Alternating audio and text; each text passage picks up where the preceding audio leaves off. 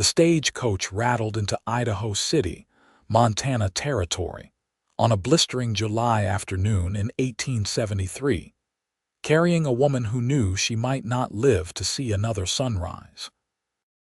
Beatrice Zimmerman pressed her gloved hand against the dust-covered window, watching the rough settlement materialize through the haze of heat and dirt. Her heart hammered against her ribcage, each beat a reminder that she had exactly 3 days to produce $500 or face whatever consequences Victor Mallory deemed appropriate for those who failed to pay their gambling debts. She had seen what happened to the last man who owed him money. They found him in an alley behind the saloon in Denver, his fingers broken one by one. The stagecoach lurched to a stop outside the general store, and Beatrice gathered her carpetbag with trembling hands. She was 22 years old, dressed in a traveling suit that had once been elegant, but now bore the wrinkles and stains of 3 days on the road. Her dark hair, pinned beneath a plain bonnet, had come loose in several places, and she knew she looked as desperate as she felt. "Idaho City," the driver called out, his voice rough from years of shouting over the thunder of hooves and wheels. 15-minute rest stop before we head north." Beatrice stepped down onto the wooden boardwalk, her legs unsteady after so many hours of travel. The town was smaller than she had hoped, just a single main street lined with weathered buildings that leaned slightly, as if exhausted by the Montana sun. A saloon, a general store, a blacksmith, a hotel that looked like it might collapse in a strong wind. At the far end of town, she could see the stamp mill where they processed ore from the surrounding mines, its machinery silent in the afternoon heat. She had come here because her cousin Martha lived somewhere in these mountains, married to a miner who supposedly struck it rich 2 years back. Martha was her only hope, the only person who might loan her enough money to pay off Victor Mallory before he sent his men to collect in other ways. The problem was that Beatrice had no idea exactly where Martha lived, only that it was somewhere outside Idaho City. "You getting back on, miss?" the driver asked, already unhitching the horses. "No," Beatrice said, her voice steadier than she felt. "I am staying here." The driver shrugged and moved on to tend to his team. Beatrice stood on the boardwalk, clutching her carpetbag, trying to decide her next move. The sun beat down mercilessly, and she could feel sweat gathering beneath her collar. She needed to find water, find shade, find someone who might know where Martha Crenshaw lived. The saloon doors swung open and 3 men stumbled out, already drunk despite the early hour. They spotted Beatrice immediately, their attention fixing on her with an intensity that made her skin crawl. She recognized the look. She had seen it often enough in Denver, in the gambling halls where she had foolishly thought she could win enough money to start a new life. "Well now," one of them said, weaving toward her. "What do we have here?" Beatrice turned away, walking quickly toward the general store. She heard footsteps behind her, heard the men laughing, but she kept moving. Her hand closed around the door handle just as someone grabbed her arm. "Not so fast, pretty thing," the drunk man said, his breath reeking of whiskey. "You new in town, looking for work. The saloon always needs girls." "Release me," Beatrice said, trying to pull away. His grip tightened and panic flared in her chest. "Now why would I do that?" "We're just being friendly. You should be nicer to folks trying to welcome you to Idaho City." "The lady asked you to let go." The voice came from behind them, deep and steady as a river current. The drunk man's grip loosened slightly, and Beatrice turned her head to see who had spoken. He stood at least 6 feet 4 inches tall, with shoulders broad enough to block out the sun. His hair, dark brown and streaked with lighter shades from time spent outdoors, hung past his collar in waves that suggested he cut it himself without much concern for appearance. He wore buckskin pants, heavy boots, and a shirt that strained across a chest built from years of hard labor in the mountains. His arms, visible where he had rolled up his sleeves against the heat, were corded with muscle, his hands large and capable-looking. A thick beard covered the lower half of his face, but his eyes, pale blue and startlingly clear, held an intensity that made Beatrice catch her breath. "This does not concern you, Quinn," the drunk man said, but he released Beatrice's arm. "Seems like it does," the big man said. Quinn, Beatrice thought. His name was Quinn. He moved closer, and the drunk men backed away instinctively, reading something in his posture that warned them against pushing further. "The lady clearly wants nothing to do with you boys. Best move along." They muttered among themselves but retreated back toward the saloon. Beatrice rubbed her arm where the man had grabbed her, trying to still her racing heart. "Thank you," she said, looking up at Quinn. Up close, he was even more imposing, all raw strength and quiet confidence. "I appreciate your intervention." He nodded once, his gaze moving over her face with an assessment that felt different from the way the drunk men had looked at her. He was evaluating her situation, she realized, trying to understand what had brought her to Idaho City alone and clearly frightened. "You have somewhere to stay?" he asked. "I am looking for my cousin," Beatrice said. "Martha Crenshaw. She lives somewhere near here. I was hoping someone in town might know where." Something shifted in Quinn's expression. "Martha Crenshaw died 8 months ago. Fever took her and her husband both, within 3 days of each other." The world seemed to tilt beneath Beatrice's feet. She reached out to steady herself against the wall of the general store, her last hope crumbling to dust. Martha was dead. There was no one to help her, no way to get the money she needed, nowhere to run. "You all right?" Quinn asked, and she heard genuine concern in his voice.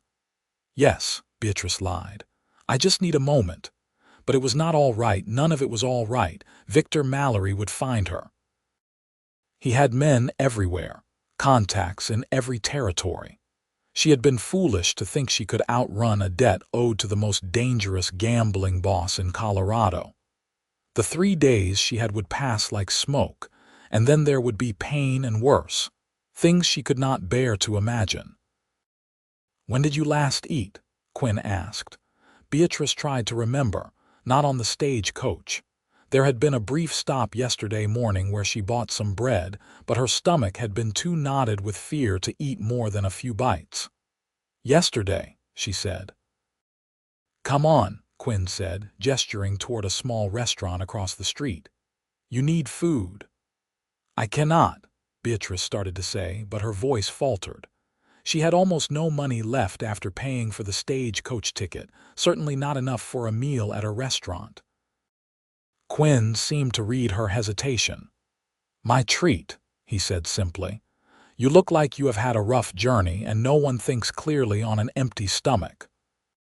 Beatrice knew she should refuse, should not accept charity from a stranger, but she was so tired and frightened and hungry that she found herself nodding.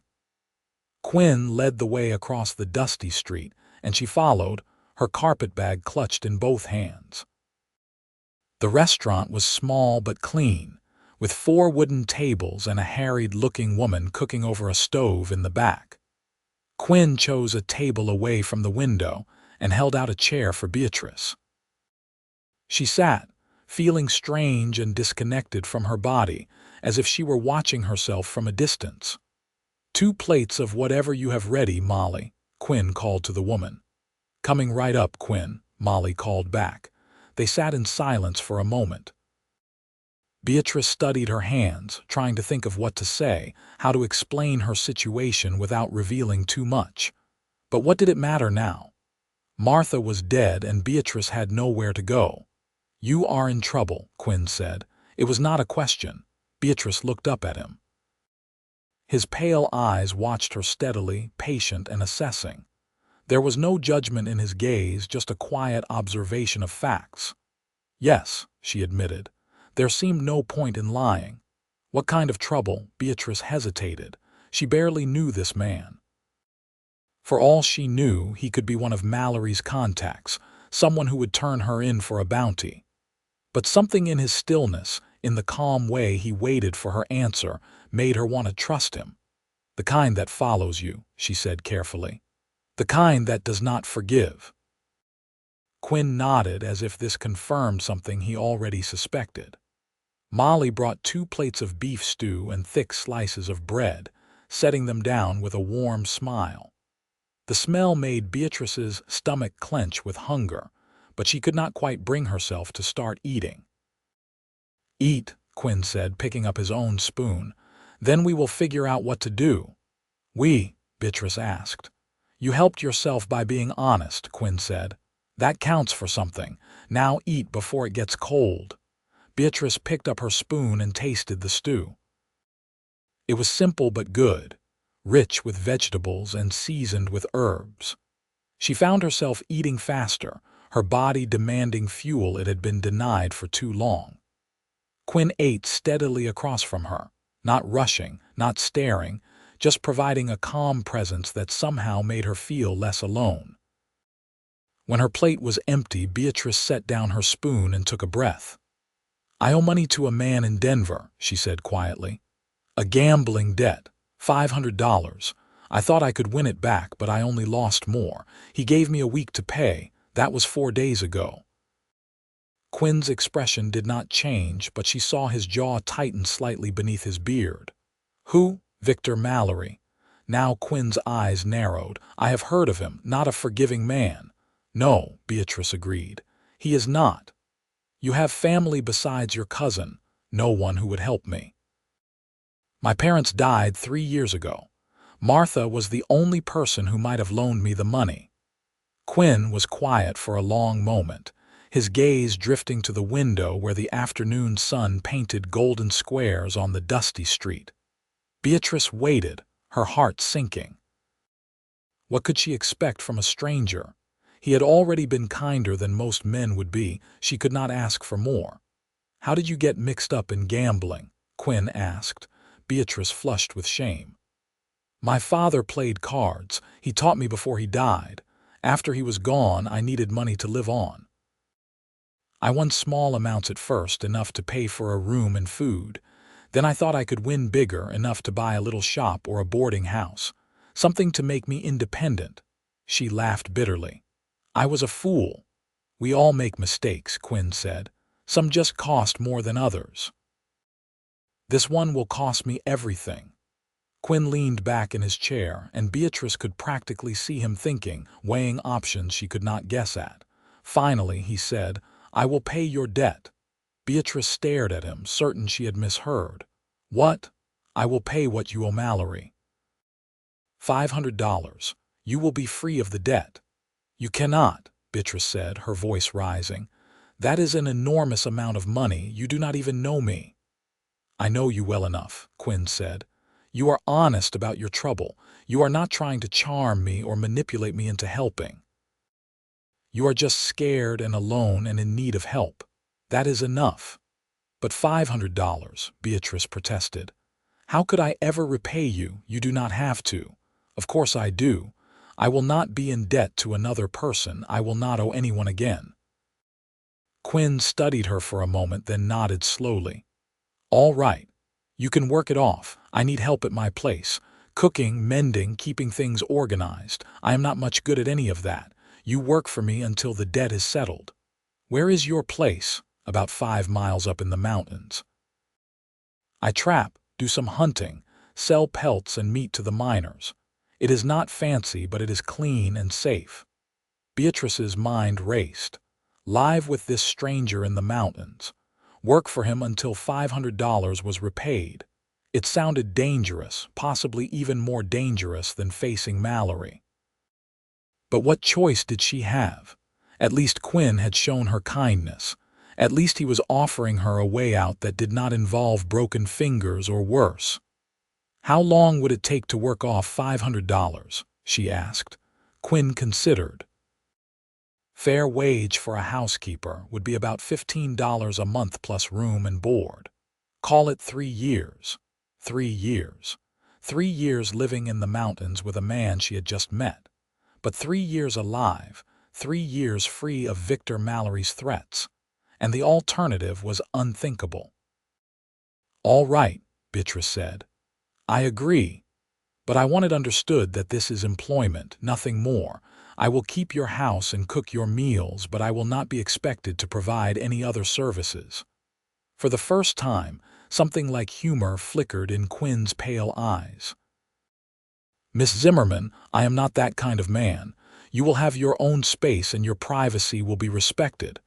You have my word on that." "Then we have an agreement," Beatrice said, extending her hand across the table. Quinn's large hand engulfed hers, his grip firm but careful, as if he were conscious of his own strength. "We have an agreement. I will leave for Denver tomorrow morning. It will take me 4 days to get there and back. You can stay at the hotel here in town until I return. I will pay for your room before I go. You trust me not to run off with your money." "I am not giving you any money to run off with," Quinn pointed out. "And besides, where would you go? Mallory will be looking for you wherever you run. Better to stay put and let me handle this." He was right, of course. Beatrice had nowhere else to go. She nodded, feeling some of the tension leave her shoulders. For the first time in 4 days, she had a plan, however strange and uncertain it might be. Quinn paid for their meal and walked her to the hotel, a 2-story building with a faded sign that proclaimed it the Mountain View Inn.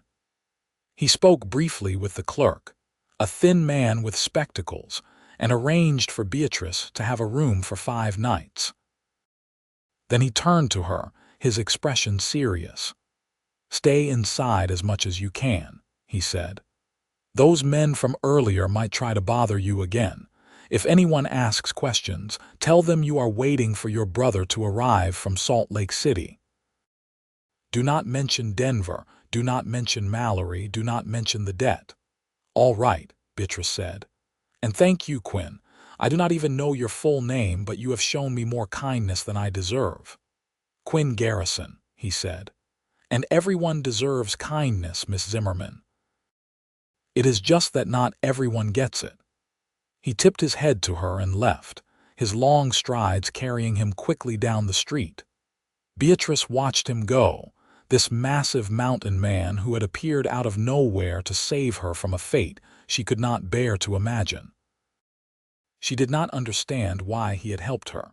What motivated a man to pay $500 for a stranger's debt? But she was grateful beyond words. The clerk showed her to a small room on the 2nd floor. It was plain but clean, with a narrow bed, a washstand, and a window that looked out over the main street. Beatrice set down her carpetbag and sat on the bed, suddenly exhausted. The fear that had driven her for 4 days was still there, coiled tight in her chest, but it had loosened slightly. She had a chance now, a way forward that did not end in violence. She thought about Quinn Garrison, about his quiet strength and the way he had looked at her without judgment. 3 years working for him in the mountains. It seemed like an eternity, but it also seemed like a gift. A chance to disappear, to become someone new, to escape the mistakes that had nearly destroyed her. Beatrice lay back on the bed, staring at the ceiling. She wondered what Quinn's home looked like, wondered what it would be like to live so far from other people, wondered if she was making another terrible mistake. But she was too tired to worry anymore. Her eyes drifted closed, and for the first time in days, she slept without nightmares. The next morning, Beatrice woke to sunlight streaming through her window and the sound of wagons rattling past on the street below. For a moment, she forgot where she was, forgot everything that had happened. Then memory returned, and she sat up quickly, her heart racing. She washed her face in the basin, changed into a fresh dress from her carpetbag, and pinned her hair up more carefully than she had managed in days. When she looked at herself in the small mirror above the washstand, she saw a woman who still looked frightened but no longer quite so desperate. There was something in her eyes now that had not been there yesterday. Hope, maybe, or just the relief of not facing her problems entirely alone, Beatrice went downstairs to find the hotel dining room, where a simple breakfast of eggs and toast was being served. She ate slowly, savoring the food, trying not to think about Quinn riding toward Denver, toward Victor Mallory. What would happen when he arrived? Would Mallory accept payment from someone else, or would he insist on dealing with Beatrice directly? The thought made her stomach clench with anxiety. She spent the day in her room, venturing out only briefly to walk around the town. Idaho City was a working settlement, rough around the edges but with a determined vitality that spoke of people trying to build something permanent in difficult country. She saw miners heading up into the hills with picks and pans, saw women hanging laundry behind the houses, saw children playing in the dusty street. It was so different from Denver, where everything had seemed fast and dangerous and temporary.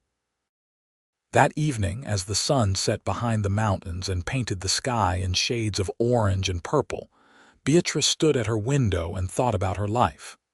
She was 22 years old, alone in a Montana mining town, indebted to a man she barely knew. A year ago, she would never have believed she could fall so far. But here she was, and strangely, she did not feel as despairing as she might have expected. Maybe it was because Quinn had shown her kindness. Maybe it was because she finally had a plan. Or maybe it was just that she had hit bottom and discovered it was not quite as terrible as she feared. The next 3 days passed slowly.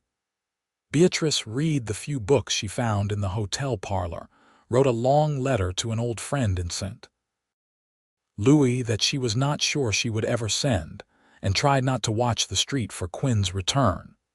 She knew it would take 4 days at least, possibly longer if he encountered problems. On the 4th evening, as the light was fading from the sky, Beatrice heard the sound of a horse outside. She moved to her window and looked down to see Quinn dismounting in front of the hotel. He looked tired, covered in dust from the road, but he was back. He had gone to Denver and returned, and from the fact that he was here at all, she assumed things had gone well. Beatrice hurried downstairs. Quinn was standing in the hotel lobby speaking with the clerk. When he saw her, he nodded in greeting. "Everything is settled," he said simply. "You are free of the debt." Relief washed over Beatrice so powerfully that she felt her knees weaken. "Mallory accepted the payment," he did. "I have a receipt that shows the debt paid in full." Quinn pulled a folded paper from his pocket and handed it to her. "Keep this somewhere safe. If anyone ever comes asking, you have proof." Beatrice unfolded the paper with trembling hands.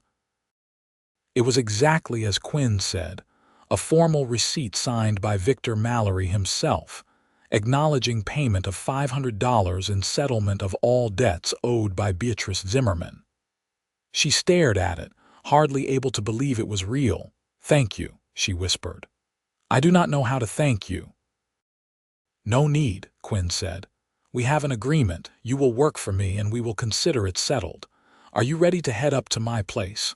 We can leave in the morning if you prefer to rest another night." "No," Beatrice said quickly. "I am ready to go now or tomorrow morning."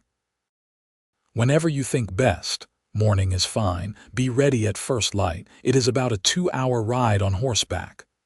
"I do not have a horse." "You will ride with me. My horse can carry 2."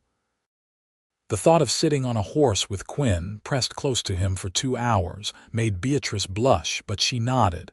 It was practical, nothing more. And after everything he had done for her, she could hardly quibble about the arrangements.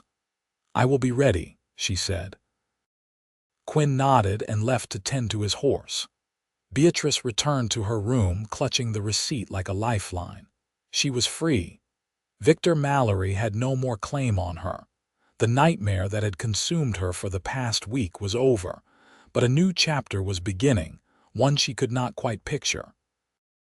Living in the mountains with Quinn Garrison, working off a debt that would take 3 years to repay.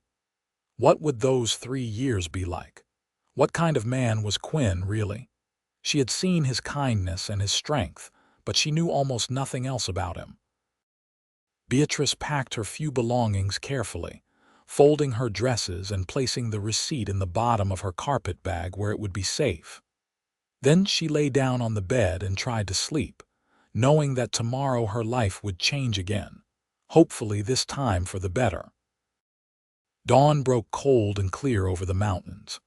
Beatrice dressed in her most practical outfit, a simple gray dress and sturdy boots, and braided her hair into a plait that hung down her back. She gathered her carpetbag and went downstairs to find Quinn already waiting, his horse saddled and ready. The horse was a huge bay gelding, as massive and solid as Quinn himself. Quinn took Beatrice's carpetbag and secured it behind the saddle, then held out his hand to help her mount. She placed her foot in the stirrup and let him boost her up. His strength made it seem effortless, as if she weighed nothing at all. She settled into the saddle, acutely aware of how high off the ground she was. Quinn swung up behind her in one smooth motion, his arms coming around her to take the reins. Beatrice stiffened at the sudden closeness, at the feel of his solid chest against her back, but Quinn seemed completely at ease. "Comfortable?" he asked. "Yes," Beatrice managed to say. "Hold on. The trail gets rough in places." He nudged the horse into motion, and they moved through Idaho City at an easy walk. The town was just waking up, smoke rising from chimneys, a few early risers sweeping their stoops. Then they were past the last buildings and heading up into the mountains, following a narrow trail that wound between towering pines. The morning air was cool and sweet with the scent of pine and earth. Birds called from the trees, and somewhere in the distance, Beatrice could hear the sound of running water. As they climbed higher, the views opened up, revealing valleys filled with morning mist and peaks that rose sharp and jagged against the sky. It was beautiful in a way that made Beatrice's chest ache. She had spent so much of her life in cities, surrounded by buildings and crowds, that she had forgotten what it was like to be among such wild, untouched country. "It is beautiful," she said softly. "It is," Quinn agreed. "That is why I stay up here. Too many people in town, too much noise and trouble. Up here, things make sense." "You live alone?" "I do. Have for about 6 years now. My folks had a place not far from here. They both passed, and I kept trapping and hunting, built my own cabin further up the mountain. It suits me." "Do you not get lonely?" Quinn was quiet for a moment. "Sometimes," he admitted, "but I have always been more comfortable with solitude than company. Most people want things I cannot give them." "What things?" "Small talk, pretending, acting like everything is fine when it is not. I prefer honesty even when it is uncomfortable. Not everyone appreciates that." Beatrice thought about his words. "I appreciate it," she said. "You have been honest with me from the start. That means a great deal." "Good," Quinn said, "because honesty is what will make this arrangement work. If something bothers you, you say so. If you need something, you ask. No games, no hidden meanings. We deal straight with each other, and we will get along fine." "Agreed," Beatrice said. They rode in silence for a while, the trail growing steeper and narrower. Beatrice found herself relaxing despite her initial nervousness, lulled by the steady rhythm of the horse's gait and the warmth of Quinn's presence behind her. He rode with an easy confidence, guiding the horse around obstacles and up rocky inclines without apparent effort. After about an hour, they emerged into a meadow filled with wildflowers. Quinn stopped the horse to let it rest and drink from a small stream that cut through the grass. He dismounted and helped Beatrice down, his hands spanning her waist, steadying her when her legs proved unsteady after so long in the saddle. "We are about halfway there," he said. "Stretch your legs. We will rest for a few minutes." Beatrice walked through the meadow, breathing in the scent of flowers and pine. The sky overhead was a brilliant blue, unmarred by clouds. She felt a strange sense of peace settling over her, as if the mountains themselves were welcoming her. "Quinn," she said, turning back to him. "Why did you help me? Really? You could have just sent those men away and gone about your business, but you paid my debt, you brought me here. Why?" Quinn looked at her for a long moment, his pale eyes serious. "My mother got into debt once," he said finally. "Not from gambling, but from medical bills after my father got hurt in the mines. A man came to collect, and when she could not pay, he tried to force other forms of payment. My father was too hurt to defend her. I was only 14, but I fought that man anyway. Nearly got killed for it, but I made enough noise that neighbors came running and the man left. My mother cried for days, ashamed that her son had to fight her battles." He paused, his jaw tightening. "I swore then that if I ever had the means, I would help anyone in that kind of trouble. No one should have to face that kind of fear, that kind of helplessness. When I saw you yesterday, saw those men bothering you, saw the look in your eyes when you talked about your debt, I saw my mother, and I knew I had to help." Beatrice felt tears prick her eyes. "Your mother must have been very proud of you. She died 2 years after my father. I like to think she knew I turned out all right. I am sure she did." They stood in the meadow for a few more minutes, not speaking, just being present in the quiet morning. Then Quinn said, "We should keep moving. I want to get home before the afternoon heat sets in." They mounted again and continued up the trail. The landscape grew wilder, the trees thicker, the trail more challenging. Beatrice clung to the saddle horn, trusting Quinn to navigate the difficult terrain. Finally, after what seemed like hours, the trail widened and she saw a cabin nestled in a clearing ahead. It was larger than she had expected, built from solid logs chinked with clay, with a stone chimney rising from one end. A covered porch ran along the front, and she could see a well to one side and a small barn behind the cabin. Split wood was stacked neatly against the cabin wall, and several pelts hung stretched on frames, drying in the sun. It was rough but well maintained, the home of someone who took pride in his work. Quinn dismounted and helped Beatrice down, then led the horse to the barn. Beatrice stood in the clearing, looking around. The cabin was surrounded by forest on 3 sides, with the 4th side opening to a view of the valley below. She could see for miles, all the way down to where Idaho City sat small and distant in the haze. "What do you think?" Quinn asked, returning from the barn. "It is beautiful," Beatrice said honestly, "and so isolated. How do you manage in winter?" "I stock up in the fall. Plenty of wood, plenty of meat. I have a root cellar for vegetables. Sometimes I get snowed in for weeks, but I am prepared for it." He led her up onto the porch and opened the cabin door. Inside, the space was divided into 2 rooms. The main room held a large fireplace, a rough-hewn table with benches, shelves lined with supplies, and a rocking chair near the hearth.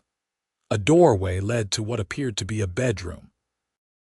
"You will have the bedroom," Quinn said. "I will sleep out here. There is a bed, a chest for your clothes, and a washstand. It is not fancy, but it is private." Beatrice walked into the bedroom. It was small but clean, with a narrow bed covered in a worn quilt, a wooden chest, and a window that looked out over the valley. She set her carpetbag on the bed and turned to Quinn, who stood in the doorway. "It is perfect," she said. "Thank you." "Get yourself settled," Quinn said. "I will make us something to eat, and then I will show you around, explain what needs doing."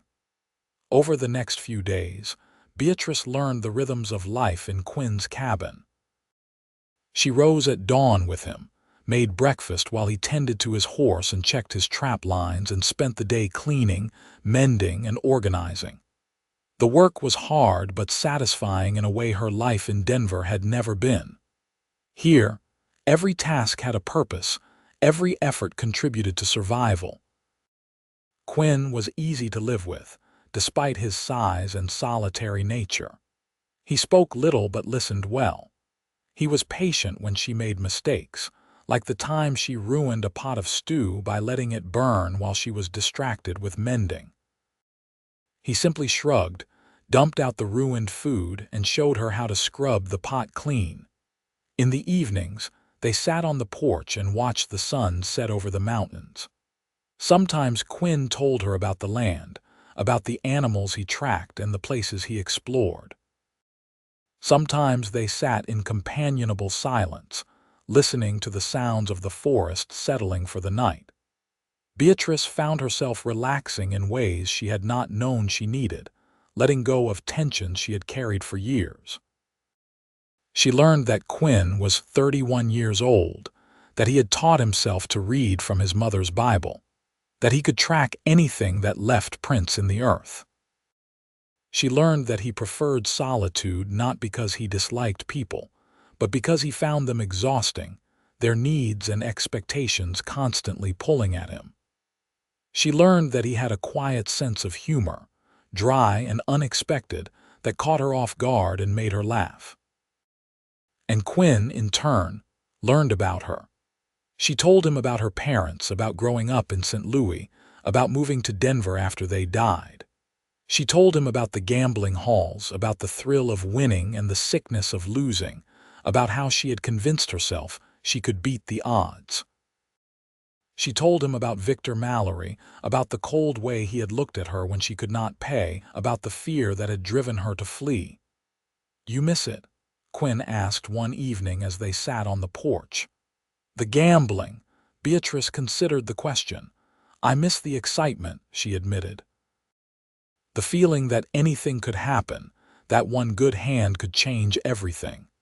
But I do not miss the fear or the desperation or the people who gather in those places. They are all running from something or chasing something, and none of them are happy. Are you happy now?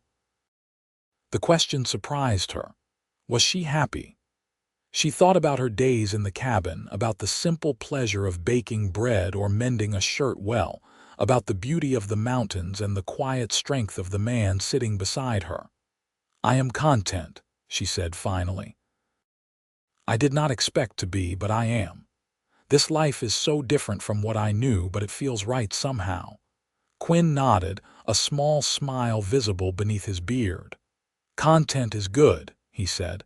"It is better than most people manage." As summer faded into autumn, Beatrice settled more deeply into her new life. She learned to bake bread in the stone oven Quinn had built into the fireplace, learned to preserve vegetables in the root cellar, learned to identify the plants that grew wild around the cabin and which ones were useful. Quinn taught her to shoot, taking her out with his rifle and showing her how to aim and breathe and squeeze the trigger gently. She was not a natural shot, but she improved with practice, and Quinn praised her progress in his quiet way. The work of repaying her debt no longer felt like a burden. Instead, it felt like building something, creating a life that had meaning beyond just survival. She found herself caring about the cabin, about keeping it warm and welcoming, about making sure Quinn had hot meals and mended clothes. She told herself it was just pride in her work, but deep down, she knew it was more than that. She was beginning to care for Quinn in ways that had nothing to do with debt or employment. It started small, with little things she noticed. The way his eyes crinkled when he smiled. The gentle way he handled injured animals when he found them in his traps. The sound of his voice in the morning, rough with sleep, calling her to breakfast. The way he always made sure she had the warmest spot by the fire, the softest seat on the porch. Beatrice tried to ignore these feelings, tried to tell herself they were just gratitude, nothing more. But gratitude did not make her heart race when Quinn stood close to her, showing her how to gut a fish or sharpen a knife. Gratitude did not make her watch him when he thought she was not looking, admiring the way his muscles flexed as he split wood or the way his hair caught the sunlight. She was falling in love with Quinn Garrison, and she did not know what to do about it. The first snow came in late October, dusting the mountains with white and turning the world into something magical. Beatrice stood on the porch, wrapped in a shawl Quinn had given her, and watched the flakes drift down through the pines. Behind her, she heard the cabin door open and felt Quinn's presence as he came to stand beside her. "Beautiful, is it not?" he said. "Yes," Beatrice agreed. "I have never seen snow like this, so clean and quiet.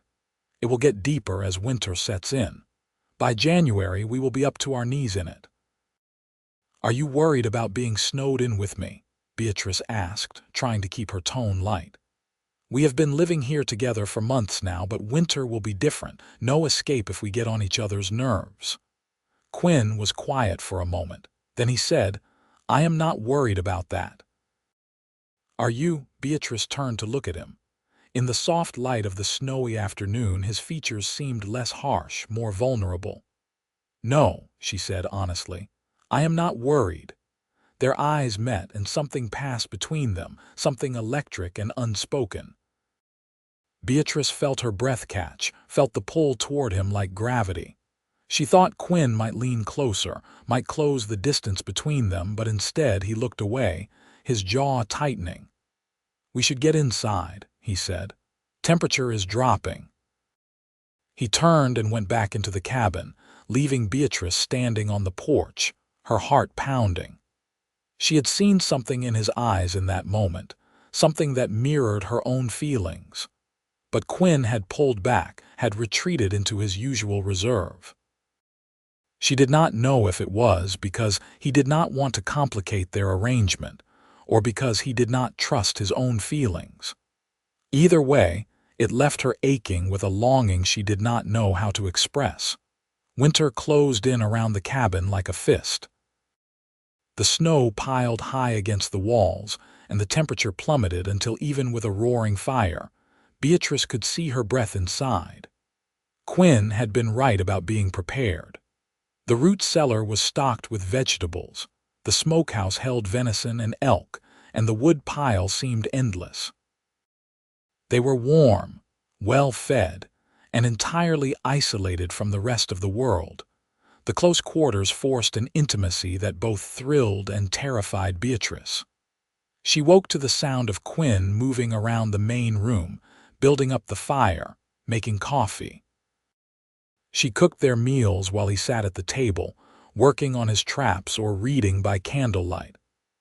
In the evenings, they sat by the fire, sometimes talking, sometimes simply sharing the silence. It felt like being married, Beatrice thought, like the life she had once imagined having with someone but had never found. One particularly cold night in December, Beatrice could not sleep. The wind howled outside, rattling the shutters and driving snow against the walls. She lay in bed, wrapped in every blanket she owned, and shivered. The fire in the main room must have died down, because she could feel the cold creeping into her small bedroom like a living thing. Finally, she got up, wrapped herself in a quilt, and ventured into the main room. Quinn was there, sitting in front of the fire he was rebuilding, poking at the logs until flames licked up bright and warm. He looked up when she appeared, concern crossing his face. "Cold?" he asked. "Freezing," Beatrice admitted. "I could not sleep." "Come here," Quinn said, gesturing to the spot beside him. "Fire will be hot in a minute." Beatrice sat down next to him, pulling the quilt tight around her shoulders. The heat from the growing fire felt wonderful, and she sighed with relief. Quinn added another log, then sat back, his shoulder nearly touching hers in the small space. "Coldest part of winter is yet to come," he said. "January and February, the temperature can drop so low that the trees crack from the cold, but you will be all right. This cabin has survived many winters. It will survive this one too." "I am not worried about the cabin," Beatrice said. "You built it well. My father taught me. He said a man's home was a reflection of his character. Build it strong and true, and that is how people will know you." He was right. You are strong and true, Quinn Garrison. I have never met anyone like you." Quinn looked at her, and in the firelight his pale eyes seemed to glow. "You are not like anyone I have met either, Beatrice.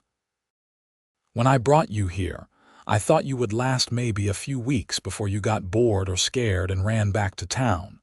But you have stayed. You have worked hard. You have made this place feel like a home instead of just a shelter." "I had nowhere else to go," Beatrice said, though even as she spoke, she knew it was not the whole truth. "And I owed you a debt." "Is that the only reason you stayed?" The question hung in the air between them, heavy with meaning. Beatrice knew this was the moment, the time to be honest or to retreat back into safety. She thought about all the months they had spent together, about the feelings she had tried to deny, about the way her heart sang every time Quinn smiled at her. "No," she said softly. "That is not the only reason." Quinn reached out and took her hand, his fingers warm and rough against hers. "I am glad," he said, "because I have been trying to figure out how to tell you that I do not want you to leave when the debt is paid. I want you to stay, not as an employee, as something more." Beatrice's heart hammered in her chest. "What are you saying?" "I am saying I have feelings for you, Beatrice. Strong feelings. I think about you all the time. I worry about you being cold or hungry or unhappy. I want to make you smile, want to keep you safe, want to wake up every morning knowing you are here. I think I have felt this way for months, but I did not want to push you, did not want you to feel trapped or obligated." "You could never make me feel trapped," Beatrice said, her voice shaking. "Quinn, I have feelings for you too. I tried to tell myself it was just gratitude, but it is so much more than that. I love being here with you. I love this life we have built. I love you." The words hung in the air, bold and terrifying and true. Quinn's hand tightened on hers, and then he was pulling her close, wrapping his arms around her, holding her against his broad chest. Beatrice buried her face in his shirt, feeling his heart pounding as hard as her own. "I love you too," Quinn said, his voice rough with emotion. "I did not think I would ever feel this way about anyone. I thought I was meant to be alone. But then you came into my life, and everything changed." Beatrice pulled back just enough to look up at him. His face was so close to hers, his eyes searching hers for confirmation, for permission. She reached up and touched his bearded cheek, feeling the softness of his hair, the warmth of his skin beneath. "Kiss me," she whispered. Quinn lowered his head and pressed his lips to hers, gentle at first, then deeper as she responded. His arms tightened around her, and Beatrice felt herself melting into him, into the heat and strength and tenderness of him. The kiss was everything she had imagined and more, sweet and passionate and right. When they finally pulled apart, both breathing hard, Quinn rested his forehead against hers. "Marry me," he said. "I know it is fast, I know we have not been together long, but I am certain I want you as my wife, Beatrice. I want to spend the rest of my life with you." "Yes," Beatrice said without hesitation. "Yes, I will marry you." They held each other by the fire, neither wanting to let go, until the flames burned low and the first light of dawn began to show through the windows. Then Quinn helped Beatrice back to her room, kissed her once more at the door, and told her to get some sleep. They had a wedding to plan, he said, and a life to build together. The next morning, Beatrice woke with joy singing through her veins. She dressed quickly and came out to find Quinn already up, cooking breakfast, a smile on his face that she had rarely seen before. They ate together, talking about their plans, about how they would go down to Idaho City as soon as the weather cleared and have the preacher marry them properly. "I do not have much to offer you," Quinn said. "No fancy house or fine clothes, but I will work hard for you, Beatrice. I will keep you safe and warm and happy, or I will die trying. You are all I need," Beatrice said. "This cabin, this life it is more than I ever hoped for." The winter passed with agonizing slowness. They were eager to be married, but trapped by the weather, the snow too deep and the temperatures too cold to risk the journey down to town. So they waited, and in the waiting, they grew even closer. Quinn told Beatrice stories of his childhood, of his parents and their struggles to make a life in the harsh Montana mountains. Beatrice told Quinn about her dreams, about the future she had once imagined and how different and better this reality was. They stole kisses by the fire, held hands while sitting on the porch during the brief warm spells, and talked late into the night about everything and nothing. Beatrice learned that Quinn loved poetry, though he would never admit it to anyone else, and that his favorite thing about winter was the absolute silence after a fresh snowfall. Quinn learned that Beatrice could draw quite well, and that she had a beautiful singing voice she rarely used because she was self-conscious about it. Finally, in early March, the weather broke. The sun shone bright and warm, and the snow began to melt in earnest. Quinn declared it safe enough to travel, and they prepared for the journey to Idaho City. The ride down the mountain was easier than the ride up had been months ago. Beatrice sat in front of Quinn on the big bay horse, his arms around her, and felt completely at peace. When they reached Idaho City, the town seemed smaller and rougher than she remembered, but the people were friendly enough, recognizing Quinn and expressing surprise and pleasure at seeing him with a woman. The preacher was a kindly older man who asked no difficult questions, just smiled and agreed to perform the ceremony the next day. Quinn paid for a room at the hotel, insisting that Beatrice have a proper bed to sleep in before the wedding, and that everything be done correctly. That night, Beatrice lay alone in the hotel room and thought about how much her life had changed. A year ago, she had been desperate and terrified, running from a debt she could not pay. Now she was about to marry the most wonderful man she had ever known, about to begin a life she could never have imagined. The wedding took place the next afternoon in the small church at the edge of town. Beatrice wore her best dress, mended and cleaned until it looked almost new, and Quinn wore a clean shirt and pants he had clearly purchased just for the occasion. The preacher's wife and the hotel clerk served as witnesses, and the ceremony was simple and brief. But when Quinn slipped a ring onto Beatrice's finger, a simple gold band he had bought at the general store, and when the preacher pronounced them husband and wife, Beatrice felt tears of joy streaming down her face.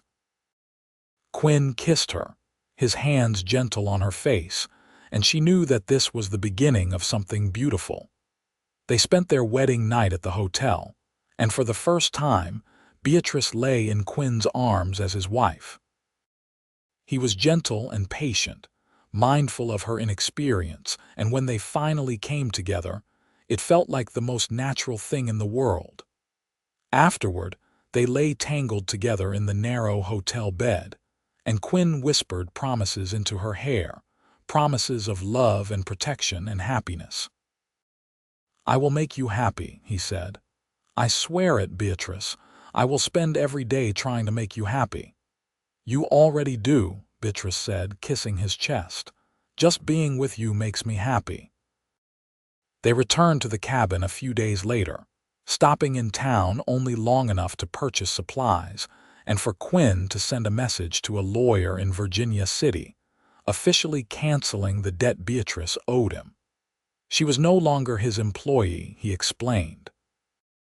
She was his wife, and they were starting fresh, with no obligations between them except the ones they chose. Spring came to the mountains in a rush of green and growing things. Beatrice planted a garden near the cabin, tending the young plants with care while Quinn worked his trap lines and brought in meat for smoking. They fell into new rhythms, this time as husband and wife, and every day brought small joys. The first vegetables from the garden. A deer Quinn shot that would feed them for weeks. The way Quinn looked at her when he came home each evening, his eyes lighting up like she was the best thing he had ever seen. In June, Beatrice realized she was pregnant. She told Quinn one evening as they sat on the porch, watching the sun set. He stared at her for a long moment, as if unable to process the news, and then he pulled her into his arms and held her so tight she could barely breathe. "A baby," he said, his voice thick with emotion. "We are going to have a baby. Are you happy?" Beatrice asked, though she could see the answer in his face. "Happy does not begin to cover it," Quinn said. "I am overwhelmed. I am terrified. I am more grateful than I have words for. You have given me everything, Beatrice. A home, a purpose, and now a family. I never thought I would have this." "We will figure it out together," Beatrice said. "We have months to prepare." Those months were busy ones. Quinn built a cradle from smooth pine, sanding it until it was soft as silk. Beatrice sewed tiny clothes and blankets, marveling at how small a baby must be to fit into such things. They talked about names, about how they would manage when the baby came, about all their hopes and dreams for this new life they had created. The baby was born in late February, during a snowstorm that kept Quinn pacing the cabin like a caged animal, while Beatrice labored with the help of a midwife they had brought up from town a week earlier.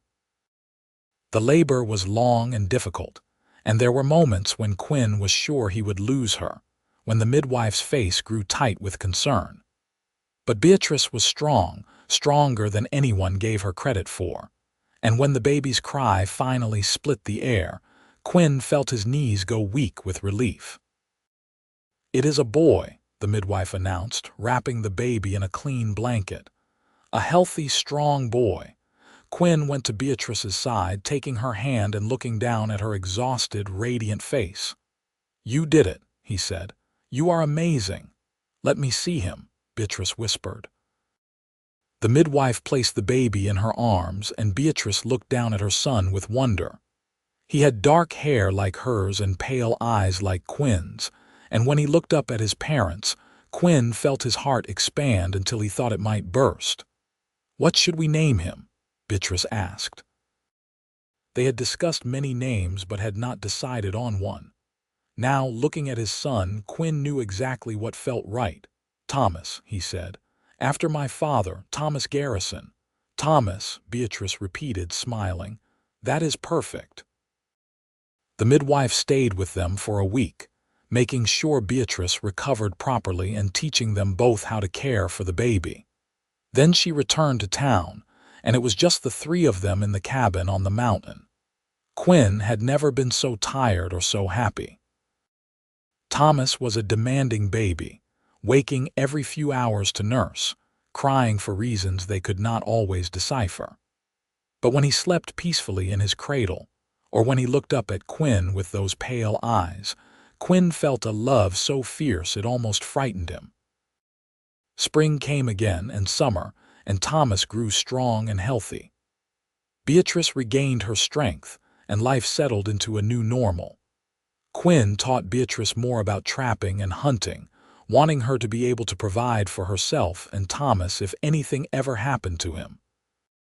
Beatrice continued to manage the cabin and garden, and she began teaching Thomas his letters as soon as he was old enough to understand, determined that their son would have opportunities they had not. The years passed in a blur of hard work and simple pleasures. Thomas grew into a sturdy boy with his father's quiet strength and his mother's quick mind.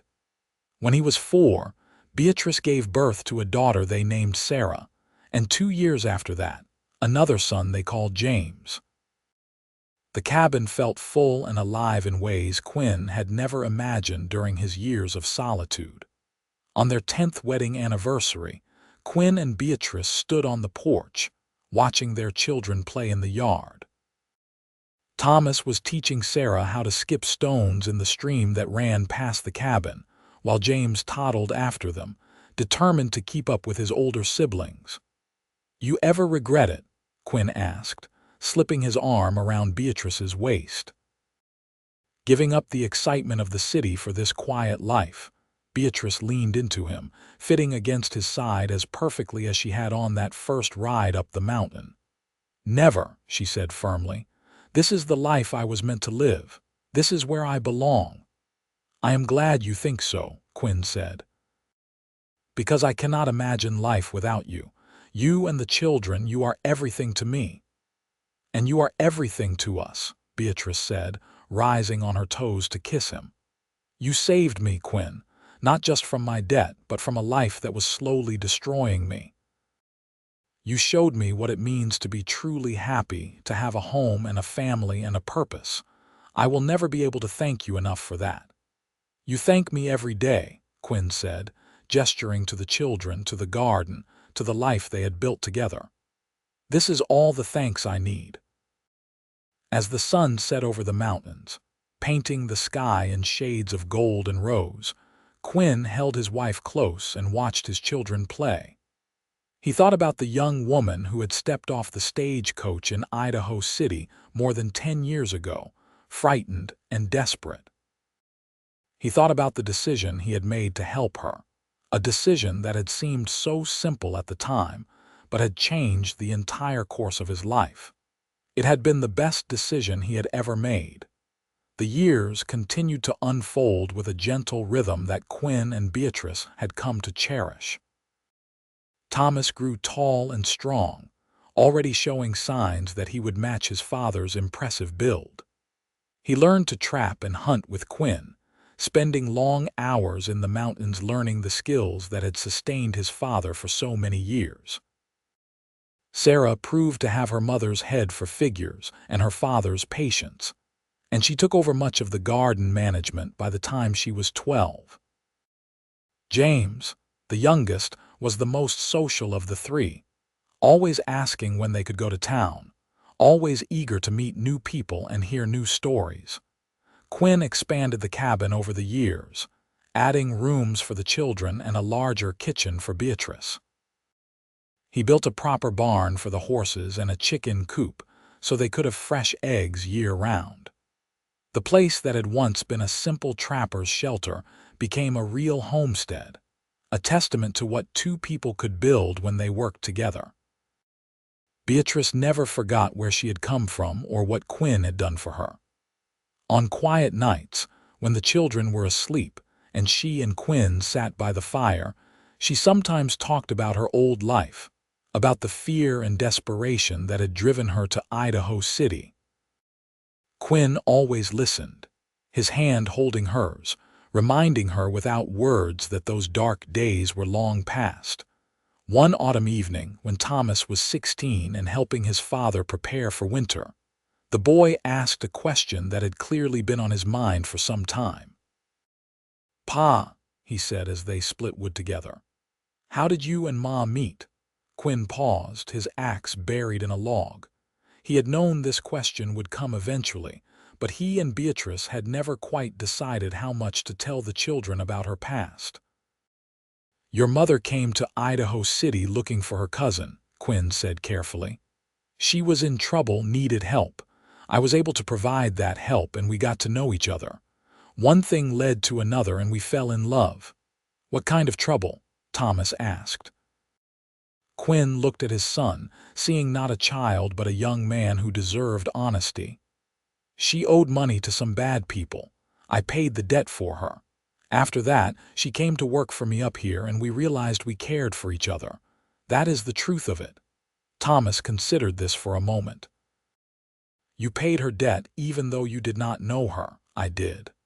"Why?" "Because it was the right thing to do," Quinn said. "Because she needed help and I had the means to give it. Because sometimes you meet someone and you just know they are worth taking a risk for." Thomas nodded slowly. "Ma is lucky she found you." "I am lucky she found me," Quinn corrected. "Before your mother, I was just going through the motions of living. She gave me a reason to care, a reason to build something that would last. I am the lucky one, son. Never doubt that." Thomas smiled, an expression so like Quinn's own that it made his heart swell. "I hope I find someone like that someday, someone worth taking risks for." You will, Quinn said. And when you do, you treat her with respect and kindness, you hear me? You protect her, you provide for her, and you never take her for granted. That is what it means to be a good husband. Yes, sir, Thomas said. They returned to their work, but Quinn felt a deep satisfaction settle over him. He had raised a good son, a young man who understood the value of love and loyalty. Whatever else he achieved in life, that was something to be proud of. When winter came that year, it was harsher than usual. The snow piled higher than Quinn had ever seen it, and the temperatures dropped so low that even inside the cabin, they could see their breath in the morning. But the family was prepared, as they always were, with plenty of food and firewood and each other for warmth and company.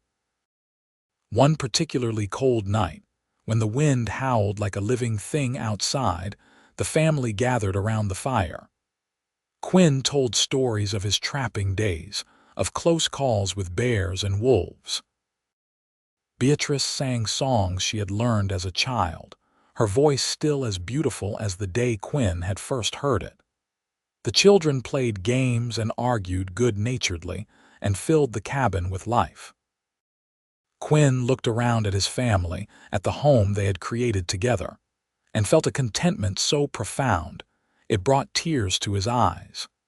This was what he had worked for, what he had dreamed of during all those lonely years before Beatrice came into his life. This warmth, this love, this sense of belonging to something bigger than himself. "What are you thinking about?" Beatrice asked, noticing his expression. "Just how blessed I am," Quinn said. "How lucky we all are to have each other." Beatrice smiled and took his hand, squeezing it gently. The children continued their game, oblivious to the adult moment passing between their parents, and the fire crackled warm and bright against the winter cold. The years rolled on, bringing changes and challenges, but also joy and growth. Thomas eventually met a young woman from town, a miner's daughter named Catherine, and fell deeply in love.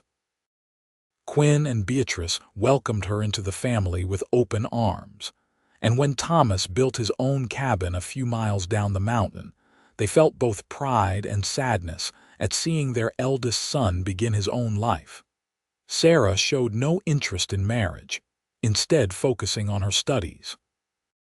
She had a gift for mathematics and science that impressed the schoolteacher in town, and eventually she went to Helena to train as a teacher herself.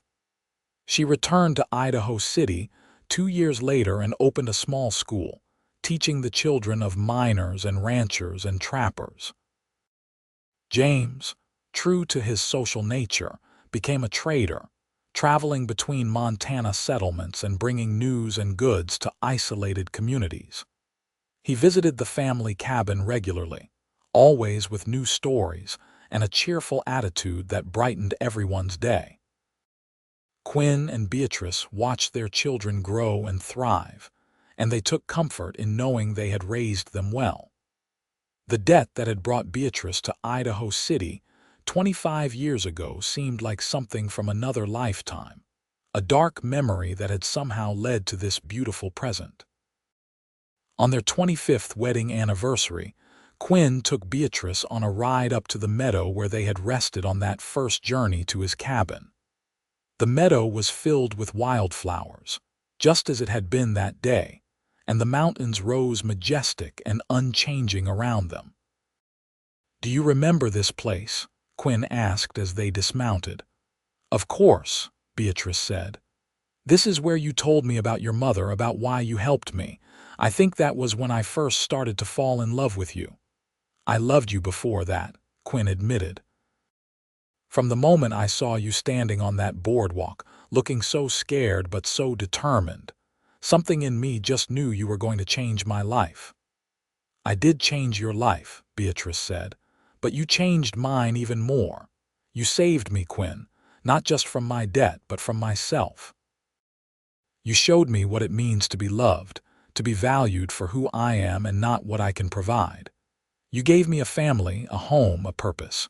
You gave me everything." Quinn pulled her close, holding her the way he had held her 1,000 times before, and yet it still felt as special as the first time. "We gave each other everything," he said. "That is what love is, Beatrice. Two people building something together that neither could build alone." They stood in the meadow for a long time, holding each other, remembering the journey that had brought them here. When they finally rode back to the cabin, the sun was setting, painting the world in gold and shadow. The cabin, expanded and improved over the years, sat solid and welcoming in the clearing. Smoke rose from the chimney, and through the windows, Quinn could see candles burning. Thomas and Catherine had come up from their place, bringing their 2 young children. Sarah had ridden out from town, and James had arrived that morning from his latest trading run. The whole family was gathering to celebrate Quinn and Beatrice's anniversary, and the thought filled Quinn with a happiness he could barely contain.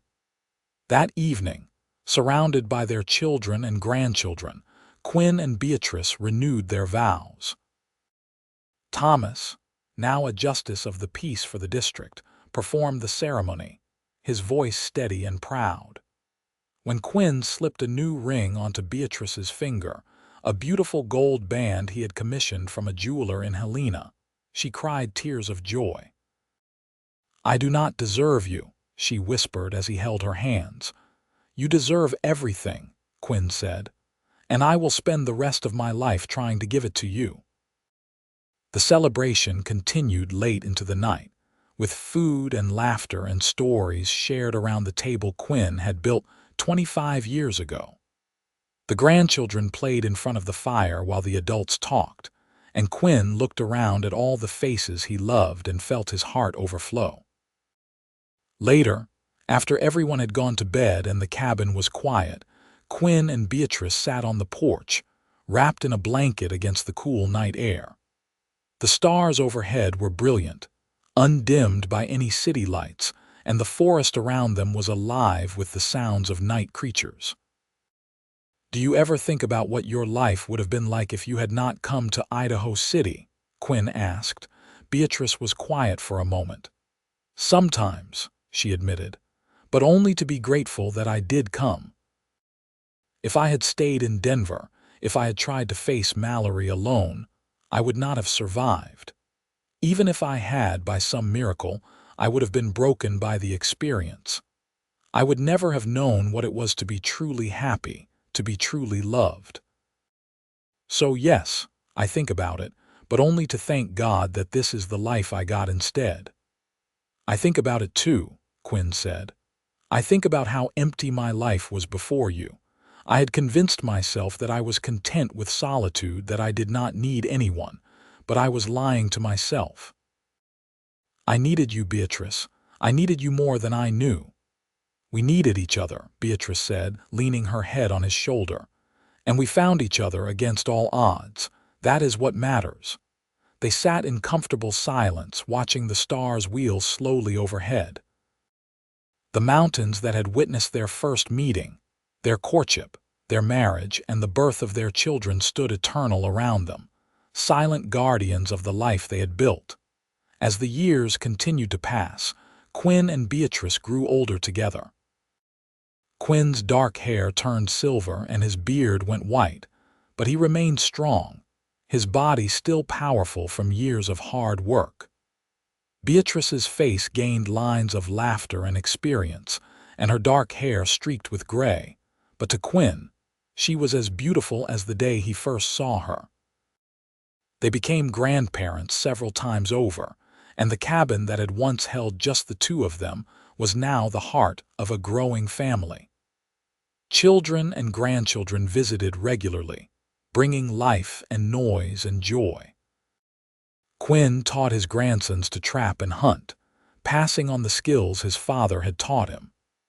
Beatrice taught her granddaughters to cook and sew and garden, ensuring that the knowledge she had gained over the years would not be lost.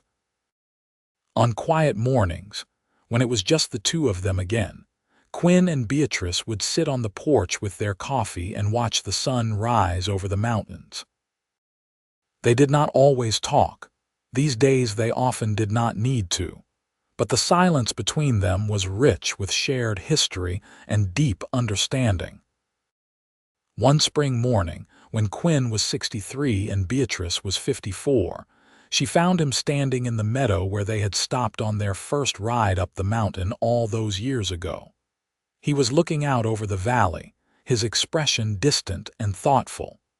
"What are you thinking about?" she asked, coming to stand beside him.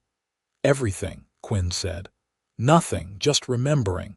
When I brought you here that first time, I thought I was just helping someone in need. I had no idea I was meeting the love of my life." "Neither did I," Beatrice said. "I was so scared that day. Scared of my debt, scared of being alone in the wilderness with a strange man, scared of what my life was becoming. And then you were so kind, so patient, so good. You made me feel safe in a way I had not felt in years." "I am glad," Quinn said. "You deserved to feel safe. You deserved so much more than what life had given you up to that point." "Life gave me you," Beatrice said simply. "That was more than enough." Quinn turned to face her, taking both her hands in his. Even after more than 30 years, the touch of his hands on hers still made her heart flutter. "I want you to know something," Quinn said seriously. "If I could go back and live my life again, I would not change a single thing. Every hardship, every lonely year before you came, every struggle we faced together, it was all worth it. Because it led to this, to us, to our family, to this life we built together." "I feel the same way," Beatrice said, tears gathering in her eyes. "Even the bad parts, even the mistakes and the fear, I would not change them, because they brought me here to you, to this beautiful life." They stood in the meadow, holding each other. Two people who had found their way through darkness to light, through fear to love, through loneliness to family. The mountains watched over them as they had for more than 3 decades, bearing witness to a love that had endured and deepened with each passing year. When they finally returned to the cabin, hand in hand, the sun was high in the sky. A letter had arrived from Sarah, saying she would be visiting soon with news. Thomas had left word that he would be bringing the grandchildren for a week in the summer. James was planning a big family gathering for the 4th of July. Life continued to unfold around them, full of small joys and daily blessings. And through it all, Quinn and Beatrice remained at the center, the foundation upon which their family was built. They had created something lasting, something beautiful, something that would endure long after they were gone. In the evenings, they still sat on the porch and watched the sunset. Quinn would hold Beatrice's hand, and she would lean against his shoulder, and they would talk about their day, their children, their dreams for the grandchildren. Sometimes they would remember the early days, when it was just the two of them in the cabin, learning to trust each other, learning to love. "Do you ever regret paying my debt?" Beatrice asked one evening, though she knew the answer. "Never," Quinn said firmly. "Best $500 I ever spent. Got me a wife, a family, and a life beyond anything I could have imagined. I would pay it 1,000 times over for what we have now." "I am glad you never spoke of it again," Beatrice said. "After that first time, you never threw it in my face, never made me feel like I owed you more than we agreed. You treated me with respect from the very beginning." "Because you deserved respect," Quinn said. "You made a mistake, but that did not define you. I saw who you really were, Beatrice. Strong, honest, hardworking, kind. That was the woman I fell in love with, not the frightened girl running from a debt." Beatrice turned to look at him, this man who had been her salvation and her partner, her protector and her equal. "I love you, Quinn Garrison. I have loved you for more than 30 years, and I will love you for whatever time we have left. And I love you, Beatrice Garrison. You are the best thing that ever happened to me, and I thank God every day that you stepped off that stagecoach in Idaho City." They kissed as the sun set behind the mountains. Two people who had found each other against all odds and built a life worth living. The debt that had brought them together was long forgotten, erased by years of love and partnership.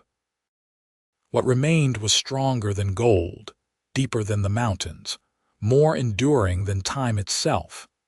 As the stars came out one by one, Quinn and Beatrice went inside their cabin, into the warmth and light, into the home they had created together. Tomorrow would bring new challenges and new joys, but tonight they had each other, and that was everything they needed. The story of the frightened woman with a gambling debt and the mountain man who settled it had transformed into something far more beautiful than either of them could have imagined. It had become a story of love, of family, of building a life together in the wild and beautiful Montana mountains. It had become their story, and it was still being written with each passing day, each shared glance, each moment of quiet contentment. And as Quinn held his wife close that night, listening to her gentle breathing as she fell asleep in his arms, he knew with absolute certainty that he was the luckiest man alive. He had gambled everything on a stranger in need, and he had won more than he ever dreamed possible. He had one love, and that made all the difference.